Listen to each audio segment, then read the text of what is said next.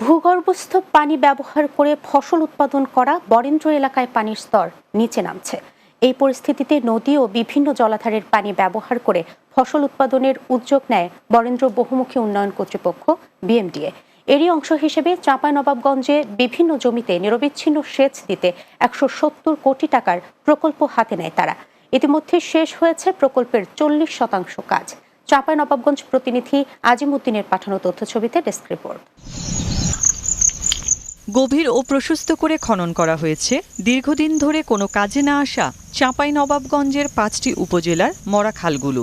সেখান থেকে ৯৮টি সোলার প্যানেলের মাধ্যমে ৯৮টি সেচ পাম্প দিয়ে কৃষকের জমি পর্যন্ত সেচের পানি যাবে, আর খালে পানি আসবে নদীর ভাসমান পাম্প স্টেশনের মাধ্যমে।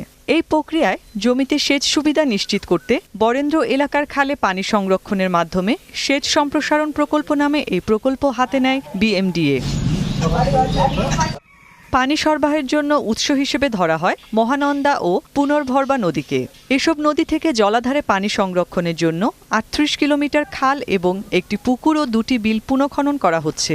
এই প্রকল্প বাস্তবায়নে এক ফসলি জমিতে পানি মিলবে বছর জুড়ে, পাশাপাশি সেচ সুবিধা পাবে অনাবাদি জমি। উত্তরাঞ্চল তো আসলে তো মরুভূমি প্রবণ এলাকা, এখানে নানানভাবে নদী শুকিয়ে যায়, নদী থেকে সেচের ব্যবস্থা নাই। একবার পানি দিতে গেলে ২,০০০ টাকা লাগে, তারপরও পাওয়া যায় না, কুসের গেলা সব মরে যায়। এই স্কিমটা যদি চালু হয়, এই অত্র এলাকাটা জিন্দা হবে। যে ব্যবস্থা সরকার নিয়েছে, এখান থেকে যদি পানি পাই এই কৃষকের জন্য প্রচুর পরিমাণ উপকার হবে।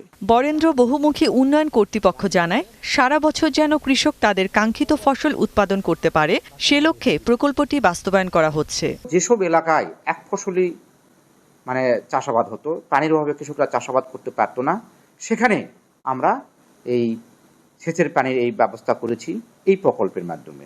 প্রকল্পের মেয়াদ ধরা হয়েছে ২০২৬ সালের জুন পর্যন্ত। ইতোমধ্যে শেষ হয়েছে প্রকল্পের ৪০% কাজ। প্রকল্পের আওতায় ২,২৯০ হেক্টর জমিতে ফসল উৎপাদনের লক্ষ্যমাত্রা নির্ধারণ করা হয়েছে ১৮,৩২০ metric ton. Desk report, Bangla TV.